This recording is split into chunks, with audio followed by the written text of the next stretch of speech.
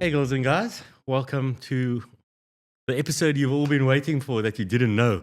Um, it's Warren and Melissa on the couch with me, Warren. Melissa's inside with Charlie. And I've got the man, the myth, the legend, Coach Rob Dupree from Rubberside Down with us today. The aim for today is to chat wine to whales. Yes. And break some of the stereotypes people have around stage racing and everything that goes into it. Because the aim for us through this series is to show people that it's for everyone and not just for the elite few. Yeah. Our market, or I say our market, the people that we represent, being Warren and Melissa Go Riding, is most certainly the weekend warrior. Yeah. And the aim for us is to, through this series of videos, is show the weekend warrior that they can do wine to whales. Yeah. So we're going to be leveraging on a couple of the professionals out there. One of them being Rob. We've got a couple of others lined up that will kind of take you along the journey and get you onto that start line. Because we honestly feel that anyone with the right amount of preparation can do this race. So, Rob, thank you. Welcome again. Welcome back. It's good to be back. Slightly different conversation tonight. Yeah. But I thought it would be really cool to have you here, not just from a technical aspect, but you've done the stage races. You know what it's about. And we just wanted to, just pick your brain a little bit to see what a good starting point is. We've got 8 months to go. Yeah, that's still a lot of time. Yeah. So there's plenty you can do to prepare for Wine to Wales in this time. Yeah. Of course, we've got a big winter coming up that Yes. everybody goes to sleep in, but we know that winter arrives really late now, so we've still got, fingers crossed, we've still got some time. But I mean, okay, so let's take it back. Okay, let's start with this, Wine to Wales. I've done it before. You haven't done it yet. No, sadly. Yeah, it's the race. They call it the race with all the gears in the world, and, Yeah. and it's there's a reason for that. It's so much fun. The trails are amazing. It's super flowing. It's not overly technical. The views are spectacular. Yeah. The people are fantastic. Yeah. The food's amazing. I'll take your word for it. Yes. It's just it's something else to get to Hermanus. I think this year they do the switchback, which is Hermanus to Lawrenceford. Yeah. So we're going up this year, which presents a completely different challenge. The views are still amazing, and You're still visiting the same places, just in the opposite direction. 100%, Yeah. yes. And it's just to add that little bit of a change to the event. So yeah, super exciting. I think when I did it in 2019 with my partner, the weather was horrible. And we had an option on day one if we wanted to ride or not. We chose to ride, and we were riding up single track where rivers were coming down. It was the most insane thing. I've never seen such a busy pit area after a day of racing. Everyone's brake pads just lying everywhere. That reminds me of And, Lawrenceford. I think it was 2 years back with the stage of the Cape Epic. The same pictures. Mechanics were sending us pictures of the brake pad graveyard where you just see all the... Dude, it's handful. crazy. Yeah. And I mean, we being our first Wine to Worlds, we didn't take service packages or anything like that. So we had no brake pads. So years as we get to the end, our bikes were completely stuffed. Derailleurs weren't working, like nothing. The bikes were stuffed. It just breaks your heart because what was that, day one? Day one. And you've probably just serviced your bike, put a whole It bunch was of money brand into new. it. Oh, And but the worst part, the years us running around the pits now, trying to get it working. trying for to day get it two. working for day two, and all the slots are taken. So luckily we met some really nice people, and they were able. But it's all part of the race. Yeah. You kind of get back to race village, and you're having a beer with your mates, and you're chatting about the day, and the stories are just flowing like a lot of the red wine. It's that kind of race. Yes. So please, guys, don't get caught up in the red wine. You want to start day 2 and 3. Yeah, you want to start day 2 and 3. The red wine, dude. I look at some of those guys and I'm like, either really, really strong kidneys or really, really strong legs. I'm not entirely certain. But yeah, Wine to World is it's one of those feel good events, and it's definitely something that should be on everyone's bucket list. I mean, I suppose we've also migrated a bit further to gravity now, Hmm. but it's still nice to bring it back.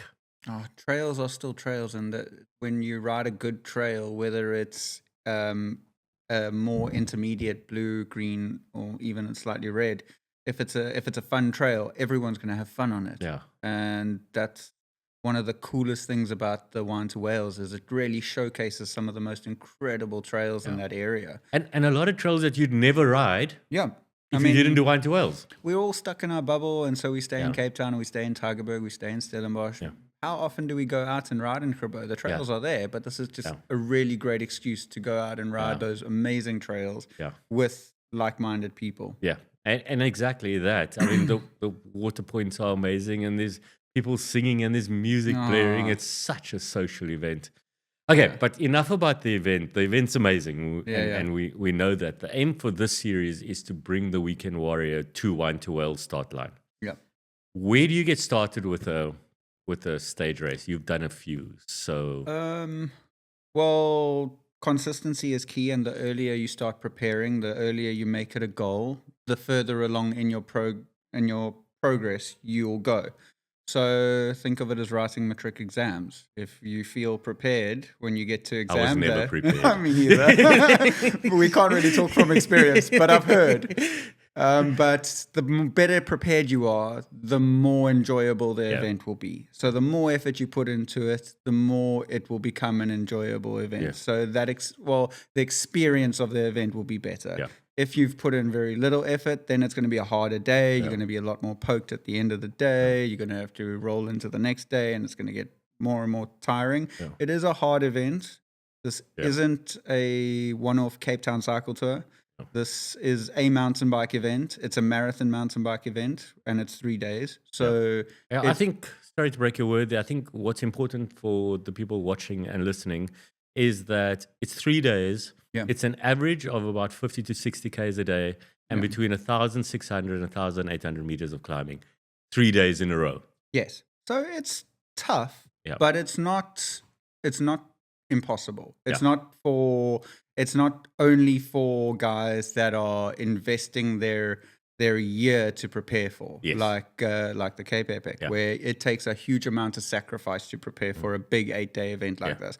This is for the weekend warrior. It takes a little bit of sacrifice and a little bit of progress, but it's obtainable. Yeah. And it's really enjoyable. And it's one of those bucket list events. Yeah.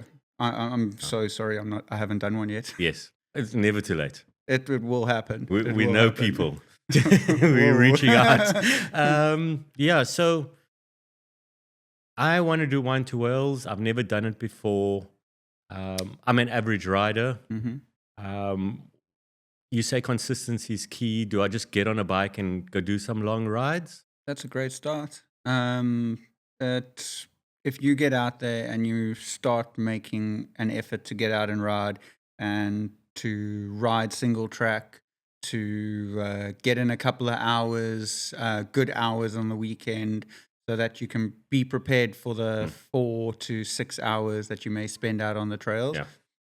That will aid you as you go. And Yeah. if you start 8 months in advance and you really keep consistent at it, you're going to have a really great, enjoyable event. Yeah, 100%. And so I go and I do 2-3 hours a day, and I do it on a Friday or on a Saturday and a Sunday, getting the body used to riding 2 days in a row, slightly longer. Yeah. What kind of trails should I be looking at? So I mean, let's say we're based in the Western Cape. I mean, Yeah. what kind of trails would you liken a Wine to Wales to? I mean, you've done some of Crabbo's trails, you've done A to Z and Lawrenceford. So the trails are very doable. There's nothing that will catch you by surprise and be risky, because that wouldn't be a great event. And this is an event for people of all skill levels and all fitness abilities. So they can't throw in a drop and a jump Yes. willy-nilly in there. It's got to be obtainable for everybody, or a clear, safe way around.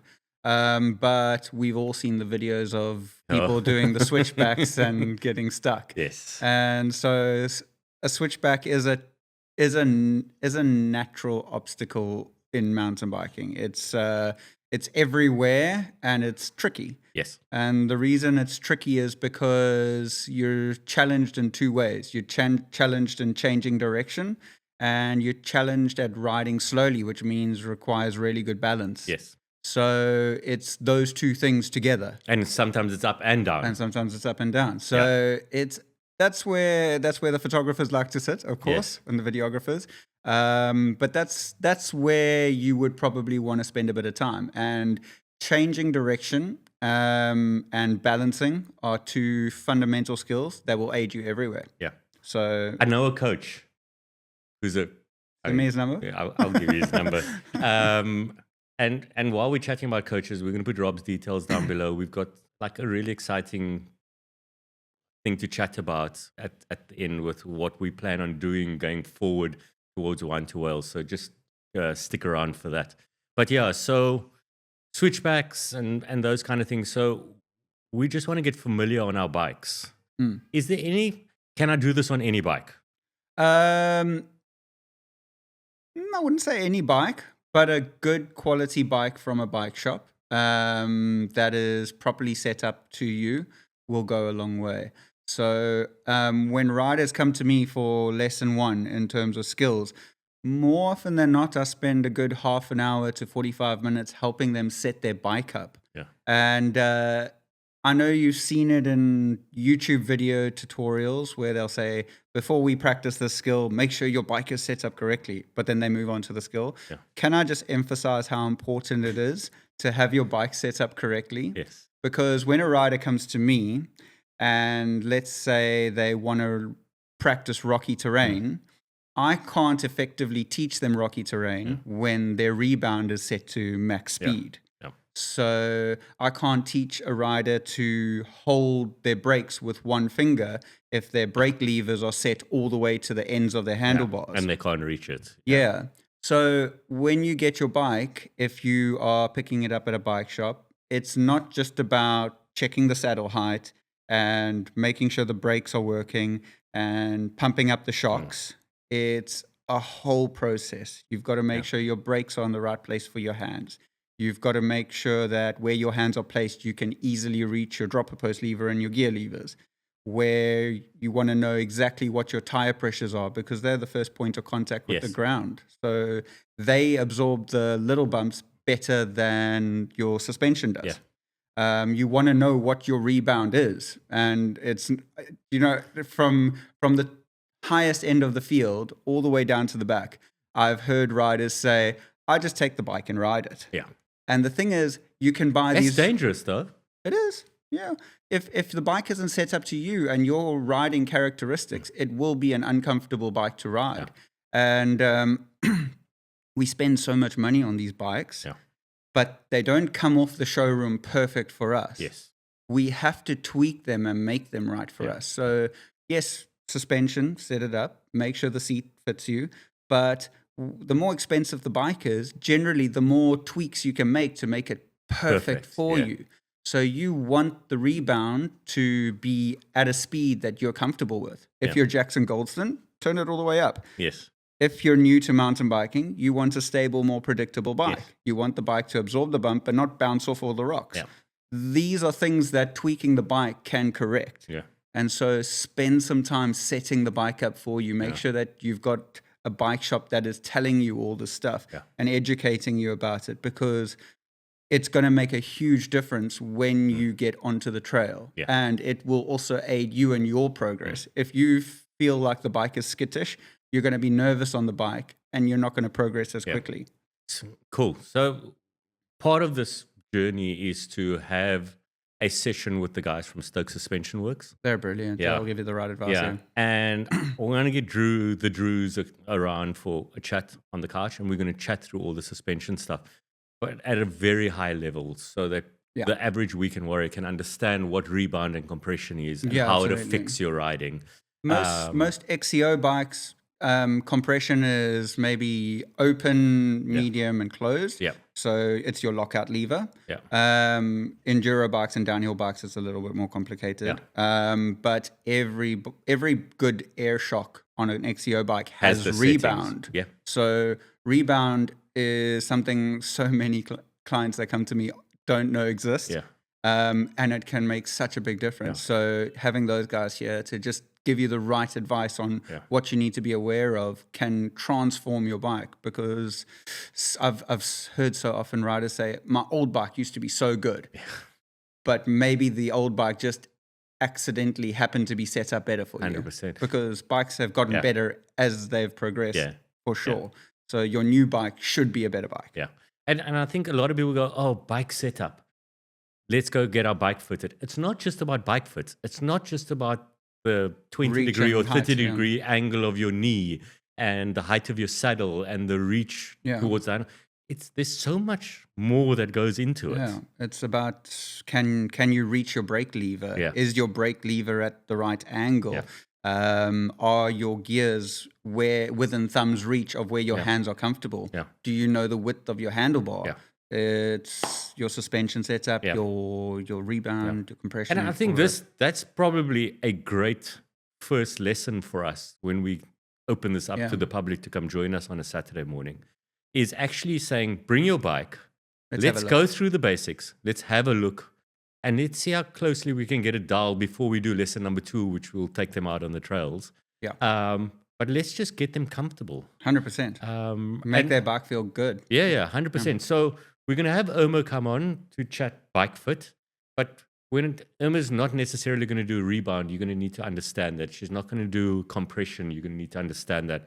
So with Rob's help, when we do these out rides and these lessons, we can get the guys from Stoked to come around, and we can help you guys dial your bikes in a little bit better, which I think is a good start to preparing for this journey of Wine to Wales. Absolutely. So you've got you're out of the starting blocks, you're doing a couple of rides a weekend, your bike's set up now. Gear-wise, do I have to wear Lycra? Yeah. No. Yeah. If you're not wearing Lycra, you would be the odd one out. But I mean, we are doing Wine to Wales this year. We are putting it out there, and we are not wearing Lycra.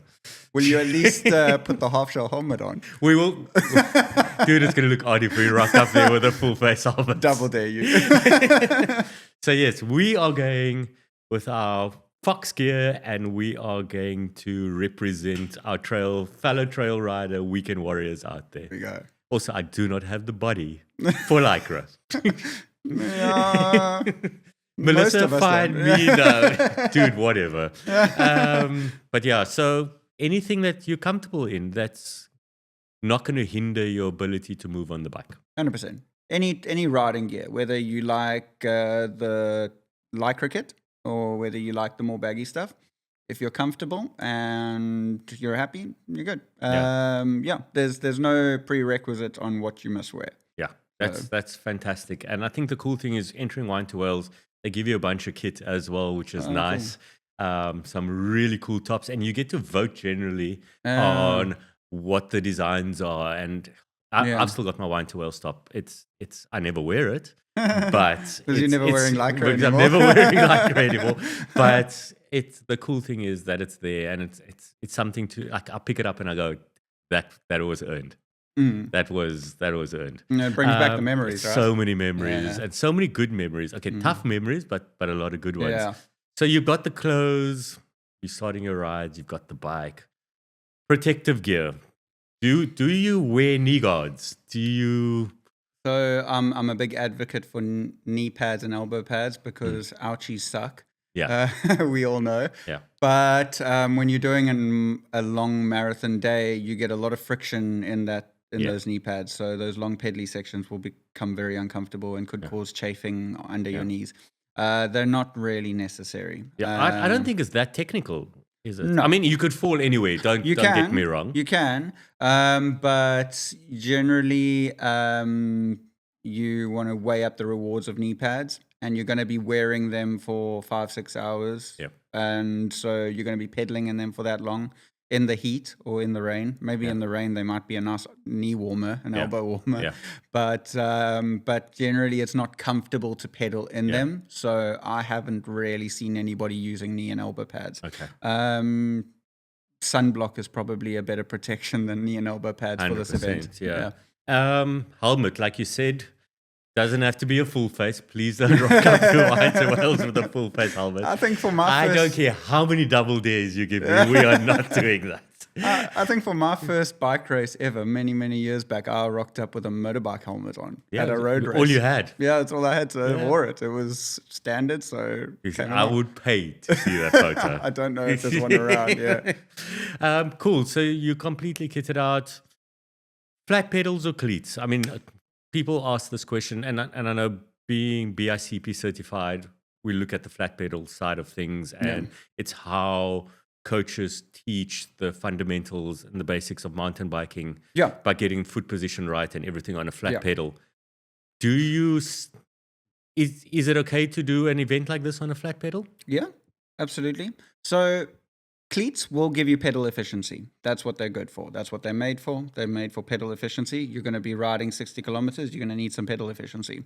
However, if you are a little uncomfortable or a little nervous about the technical aspect of the trails, then flat pedals might be a good option. You might want to consider choosing the safety of jumping on and off your bike a little more easily over the pedal efficiency. Yeah. Maybe if you're a weekend rider, you're slightly further back, you're not too worried about where you finish, so you don't mind spending an extra 3 minutes, 5 minutes on the road or on the trails. Then maybe that peace of mind that while you're riding the trails, if you have a wobble, you can jump off. That's one of the reasons I encourage flat pedals, because when you are trying new trails or you are aware that there are trails that are going to be difficult, that you find difficult, then it gives you that possibility of giving it a proper go without feeling like if you fail, you get stuck in your pedal and you topple over, which we've all seen.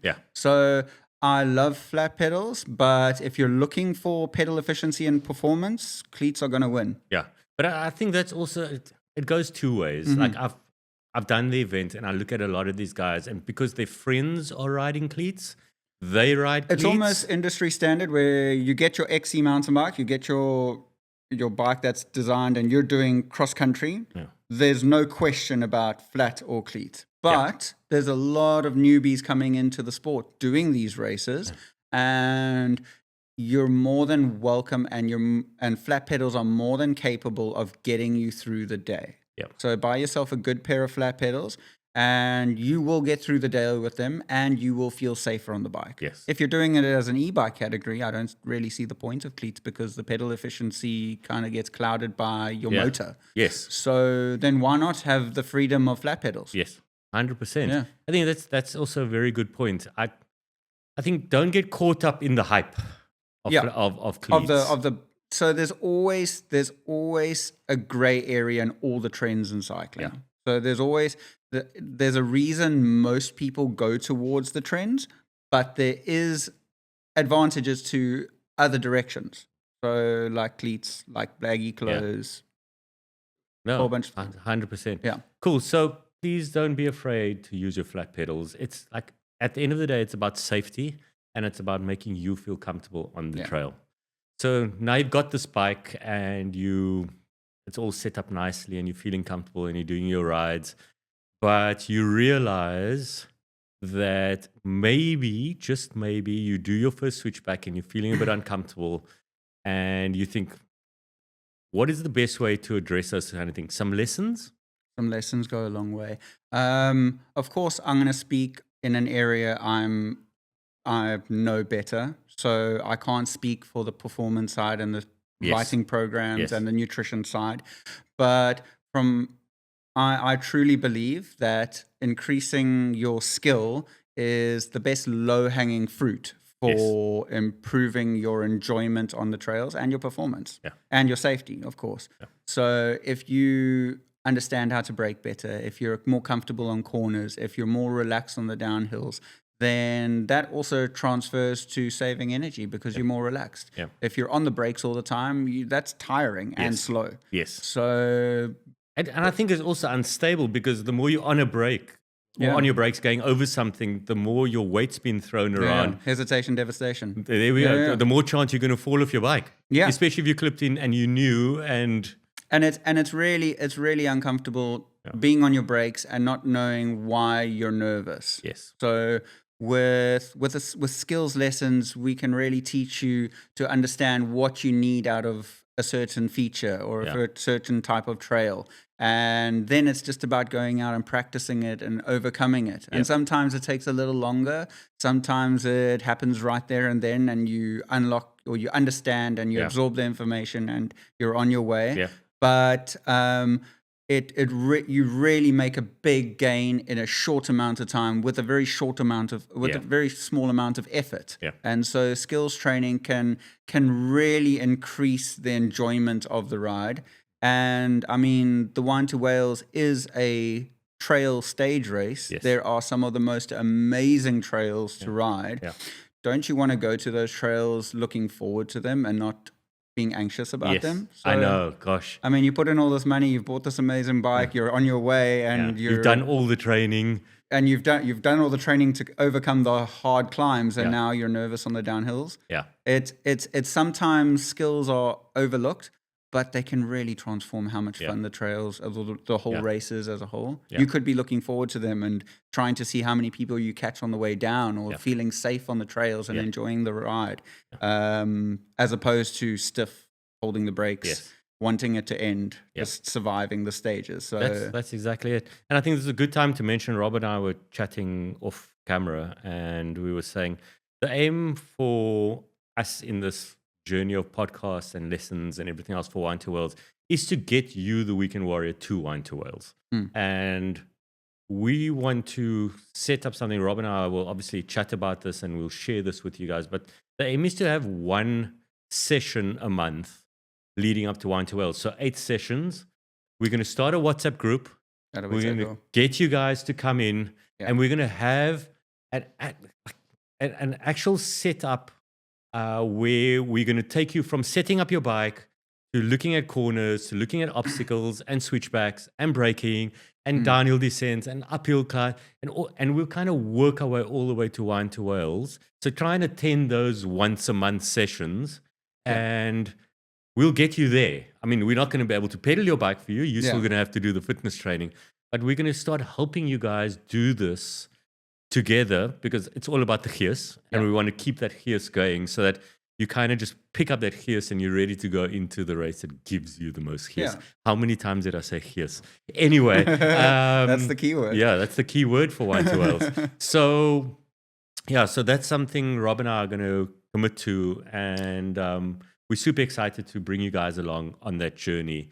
I think anything over, and Rob mentioned before, like 8 lessons, you'd be pretty sorted after 8 sessions. Yeah, we can cover a lot. And like we said when we started this podcast, consistency is key. So if you can get all 8 in, you are 8 lessons more prepared for the race, meaning you'll enjoy the race 8 lessons more. Yeah. So 100%. As much time as you can spend on each aspect and challenge of the race, it will be more time, more progress to enjoy it. Yes, 100%. Yeah. So please keep an eye out for that. Rob and I are going to iron out some finer details, but in the next week or so, we'd be able to, bed down a date for number 1. Right. And that will be bike setup. So we're not going to do any crazy riding on that one. I mean, we can always go for a ride afterwards, but the aim is to come there. We should. Yeah, we definitely should. Understand what your suspension does and that flat pedals are okay. And, just get you comfortable and better set up on your bike. Because I think that's something that a lot of weekend warriors, I know the people who, like, we tinker with our bikes all the time, but if you're a weekend warrior, you just want to go out. You don't have a lot of time. You want to go enjoy the sights and the sounds, and you kind of just take your bike out of the garage, you put it on the trail, you go ride, and you come back, and it goes back there for another week. So if we can just do our bit to kind of help people get a bit more Yeah. familiar with the little buttons and dials What do and they do? How do they yes, work? How can they benefit me? yes, yeah, If we have that knowledge, we can improve our bike. yeah. So also you might also find that in this process that you want some more advanced lessons. So that's what I did. And this is my coach. Hello. So this is Melissa's coach. And soon to be Charlie's coach. Not long. Yeah, no, she's riding so well at the moment. Yeah. But yeah, Rob is a fantastic coach, and how he brings, I keep harping on about this on all our channels and our social media. I hear. But Thank you. yeah, it's a pleasure. But it's how he brings the message across that makes us ridiculously comfortable to spend the time with him. And for that, I want to say thank you, My pleasure. because you've really taken us from where we started to where we are right now. It's a lot of that's got to do with how you coach and how you communicate and how understanding you are. And yeah, it's I'm just really glad. it's really fantastic. So we're going to put Rob's details down below. So for anyone that wants to get hold of him, that is not doing one-to-wells, but you just want to further your riding, just chat to for you. him. It doesn't necessarily have to be anything specific. Like I was struggling with a feature at Walker Crawl called what was it? The Widowmaker. Yeah. And I went with Rob and we went through fundamentals and he took me all the way back to basics and now I can do it. Yeah. So it's those kind of things. You might just be struggling with a one-off thing. I think people can still come to you for those kind of, Yeah. just to wrap their head around it. If it's Within switchbacks, if it's all- rocks, yeah. whatever it is, we will find what is holding you back, Yeah. and address it, understand it, and when you understand it, you know how to utilize it properly when you are trying the thing that you were struggling with. Yeah. Back to Wine to Wales. Mm. We're almost done. So now you're riding a couple of days in a row. Everything's settled. You've got some lessons. Do you just need to do zone 2 riding, or is it handy? I mean, we're going to get some fitness coaches on, but for now, it's just the start of the year. Just get out on your bike and ride. Yeah. Well, if you ask someone towards the front of the field, That's a very different conversation. It is a very different conversation, but Yeah. they are packing in intervals and training hard throughout the year. It's just you've got to set your goals, and have a realistic goal for what you want to achieve out of One to Wales. If you want to go racing, then you're going to have to put in a little bit more effort.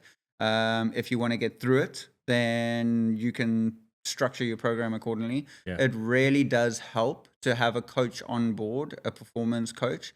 They can really structure training correctly for you. And they want to put in a little bit of hard work, and they also want to put in as much riding as possible. Like I said, if you rode 7 hours a week, every week from now until Wine to Wales, you will get good preparation in. Yeah. It's if you're doing something as opposed to nothing, you will get better. Yes.